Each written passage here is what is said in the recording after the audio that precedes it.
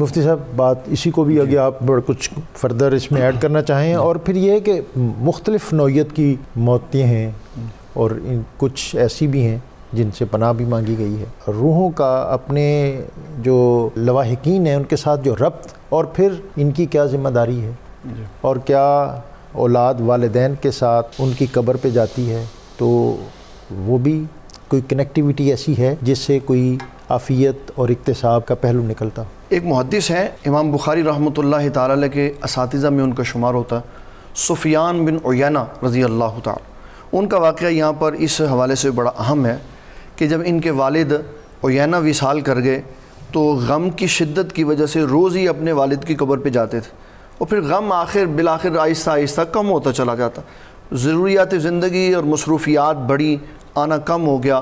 تو ایک دن یہ بھی آیا کہ جمعہ کے جمعہ بھی حاضری نہیں ہونی۔ والد ایک دن خواب میں آئے تو کہنے لگے، بیٹے سفیان تم میرے پاس آتے نہیں۔ اللہ تو کہا، ابا جان پہلے دن سے لے کے آج کے دن تک جو وظائف کے معمولات تھے، ایصال ثواب کے معمولات تھے، کیا اس میں کوئی کمی آئی ہے؟ تو کہا نہیں بیٹے کمی تو نہیں آئی، لیکن جو خوشی تیرے آنے سے ملتی تھی وہ نہیں مل رہی۔ اولادوں کو سوچنا چاہیے کہ اگر آج ہم اپنے والدین کی قبروں پہ نہیں جائیں گے تو کل ہماری قبروں پہ بھی کوئی نہیں آئے گا۔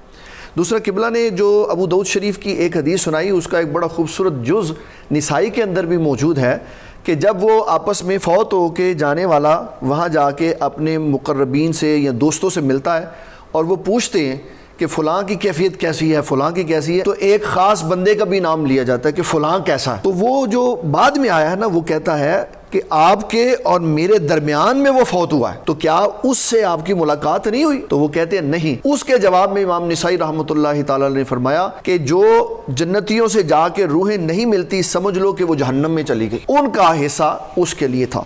پھر نبی صلی اللہ تعالیٰ علیہ وسلم نے کن کن موتوں سے پناہ طلب کی ہے، یہ اس لیے تاکہ لوگ ایسے کام نہ کریں جس سے یہ چیز ان کو لاحق ہو جائے۔ آقا کریم صلی اللہ تعالیٰ علیہ وسلم نے سب سے پہلے جس سے پناہ طلب کی ہے وہ اچانک اور بے خبری میں آ جانے والی موت ہے، اور اچانک اور بے خبری میں آ جانے والی موت سے بچنے کے لیے نبی صلی اللہ علیہ وسلم نے جو عمل مبارک بتایا ہے وہ ہے صلہ رحمی۔ فرمایا جو شخص صلہ رحمی کرے گا اس کو کبھی بھی اچانک موت نہیں اللہ تعالیٰ دے گا، اور 3 نعمتیں دے گا۔ صلہ رحمی کرنے پہ عمر لمبی ہو جائے گی، عمل اچھا ہو جائے گا، اور اللہ تعالیٰ جل جلالہ بے خبری کی موت سے پناہ عطا فرمائے۔ اب مفتی صاحب ہم چونکہ اس طرح کی جو ہماری اصطلاحات ہیں نا ان کو بھی سمجھنے میں میرا دقت ہوتی ہے۔ صلہ رحمی ماڈرن ہو گئے، صلہ رحمی کا بھی بتا دیں۔ صلہ رحمی کا مطلب ہے کہ جو آپ کے تعلق دار رشتہ دار ہیں ان سے آپ نے قطع تعلقی یعنی تعلق توڑنا نہیں ہے۔ یہ نہیں کہنا تو ساڑھے ہستے مر گئے تھے اسی تیرے ہستے، یہ نہیں کہنا۔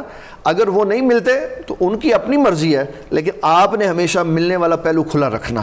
یہ اسلام نے خوبصورت پہلو بتایا ہے۔ یہاں پہ یہ جو ہماری ایک معاشرتی روایت ہے کہ جی پھر تالی دے دوواں تھا نوائی دیے، جی اس کا اطلاق نہیں ہوگا؟ نہیں، اس کا اطلاق نہیں ہوگا، اس لیے کہ اگر میں یہ کہوں کہ میں نے تعلقات ختم نہیں کیے لیکن کوئی شخص مجھ سے نہیں ملتا تو میرے معاملات سارے اللہ تعالیٰ نے درست رکھے ہوئے۔ اس کے بعد حضور صلی اللہ علیہ وسلم نے ارشاد فرمایا مقروض کی جو موت ہے اس سے آپ نے پناہ مانگی، اور آقا صلی اللہ علیہ وسلم کا جو عمل مبارک ہے اس میں وہ بڑا سٹرکٹ ہے کہ آپ مقروض کی نماز جنازہ بھی نہیں پڑھاتے تھے، اس لیے کہ نماز جنازہ رحمت ہے اور دعائے رحمت ہے۔ جب مقروض کے لیے رحمت کی دعا کر دی تو وہ جس کے پیسے اس نے لیے ہوئے تھے وہ تو پریشان ہوگا۔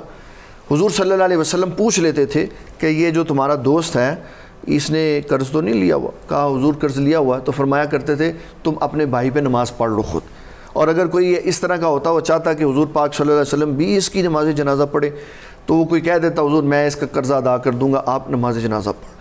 پھر نبی صلی اللہ تعالیٰ علیہ وسلم نے لمبی عمر کی ایسی کیفیت جس میں انسان بوڑھا ہو جائے اور اس کی خدمت کرنے والا کوئی نہ ہو، اس عمر کی کیفیت سے بھی پناہ مانگی، اور بڑے دردناک مناظر ہم دیکھتے ہیں۔